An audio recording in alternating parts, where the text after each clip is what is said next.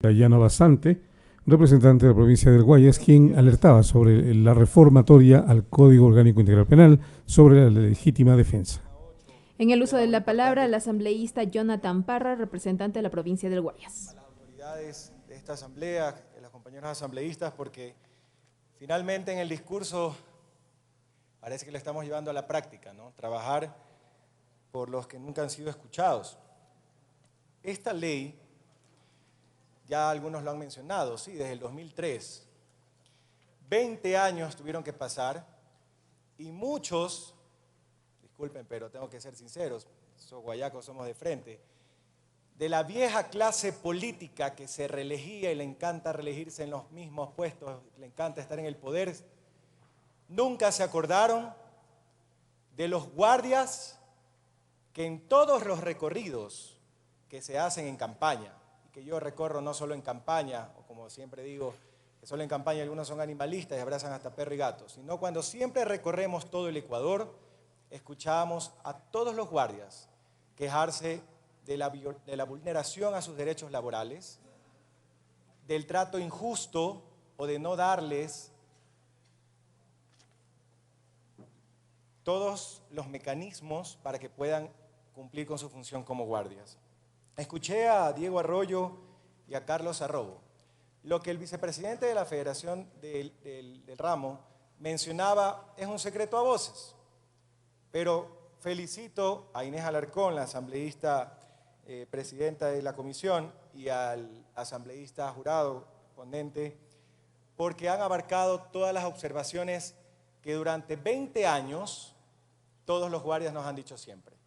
Yo quiero mencionar un poco las cifras, porque es necesario hablar de manera técnica y no populista. Se proyecta que hasta fin de este año existan más de 7.600 asesinatos en el Ecuador.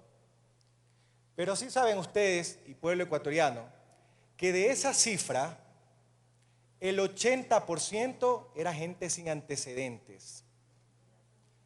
Niños, como los que hemos visto en los videos, donde un infeliz delincuente le dio bala en el Guasmo en Guayaquil.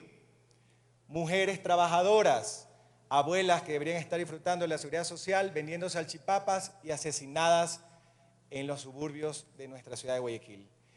Entre esas víctimas hay guardias de seguridad. ¿Se acuerdan el del 14 de septiembre en el Fortín, en una cadena de supermercados? Asesinado. ¿Qué le decimos a su familia si ya era vulnerado con el pago de sus sueldos, como han sufrido muchos guardias de seguridad? Finalmente dejamos el discurso, lo estamos haciendo en la práctica, donde hay una acreditación de 200.000 guardias acreditados, valga la redundancia. Solamente 68.000 o 69.000 están empleados. ¿Qué pasa con el resto? Y yo vengo a proponer algo para esta ley. Estoy seguro va a contar con el apoyo de los 137 legisladores. No contiene vulneración de derechos, contiene finalmente soluciones integrales para un grupo que ha sido olvidado. El presidente Daniel Noboa, durante nuestros recorridos en campaña, mencionábamos mucho los planes de anticriminalidad.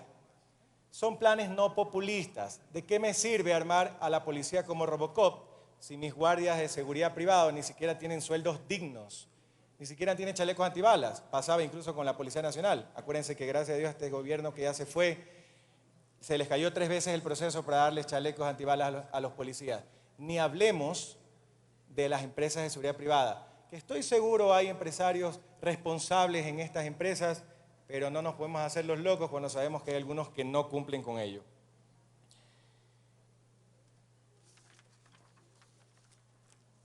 La ley actual que estamos tratando y que recoge finalmente soluciones después de 20 años de espera, fue construida con la intervención de todos los actores sociales, no solo los propietarios de estas empresas de seguridad privada, sino también los guardias, como aquí tuvimos a un representante que ya los mencioné, a los dos. Es necesario, asambleístas, que entreguemos al país una ley que se ajuste a las necesidades actuales. Pero no basta solamente con esta ley que tiene algunos puntos a favor. voy a ser un poco más técnico y sí, el artículo 40, cuando nos habla del patrocinio judicial y habla sobre el tema de la legítima defensa o la defensa propia, el legislador anterior a mí mencionaba sobre ese cambio. Considero que finalmente se le da todo el apoyo a que nuestros guardias, cuando defiendan a la ciudadanía, porque son complementarios a la seguridad ciudadana, puedan tener el respaldo. Y cuidemos esta parte, señores legisladores, porque miren cómo un policía que le está dando seguridad a los ecuatorianos, 13 años de cárcel. Cuidemos esa línea. Los guardias deben estar en constante capacitación, sí, lo recoge la ley.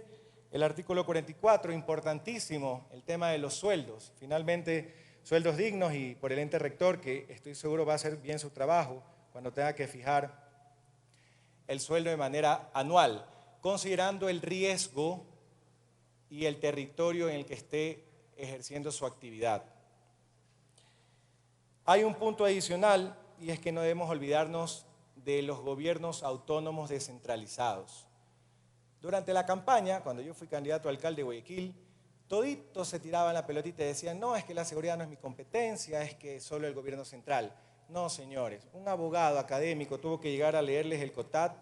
En el artículo primero, las funciones de los alcaldes, el 54, el literal N, sobre las funciones de los gobiernos autónomos descentralizados, donde no les dice que si quieren hagan algo por la seguridad de los ecuatorianos o de los residentes en su cantón donde son alcaldes, sino que los obliga a llamar a los consejos municipales de seguridad donde participan todos. Estamos hablando Policía Nacional, Fuerzas Armadas, la comunidad y los guardias también.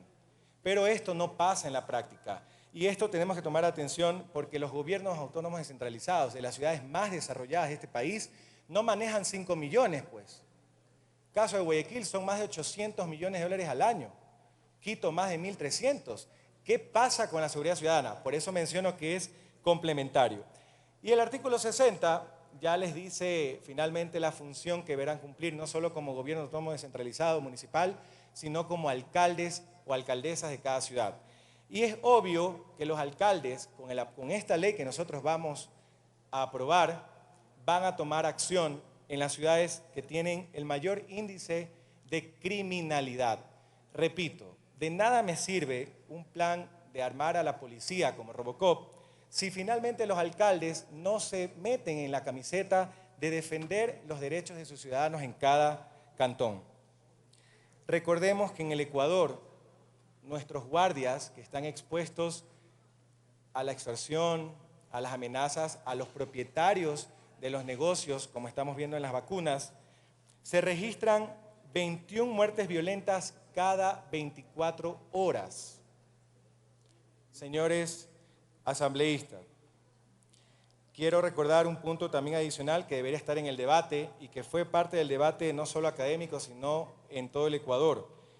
El expresidente, bueno, el que parecía y decía que era presidente del país hasta hace pocos días, metió en el debate sobre la tenencia de armas. ¿Qué pasa con la capacitación para que nuestros guardias tengan la verdadera formación para hacer uso de sus armas de dotación en defensa o en legítima defensa o cuando existan los tres puntos que mencionaba justo el legislador anterior de la legítima defensa en el artículo 33? Esto es importantísimo. ¿Por qué? Porque ya tenemos un precedente de lo que pasó con el policía que tiene 13 años de prisión por defender a los ciudadanos. Para terminar, esta ley va a tener el apoyo de los 137 legisladores, pero esto no acaba solo en votar por esta ley. Nosotros que debemos estar en territorio, debemos velar porque el ente rector cumpla con lo que está en esta ley. Porque fácil puede ser hacer una ley, difícil puede ser que se cumpla. Y hoy, finalmente, nuestros guardias de seguridad privada van a tener trato digno, sueldos justos y sobre todo el apoyo de esta nueva clase política que quiere un nuevo Ecuador donde nadie se quede afuera. Muchas gracias.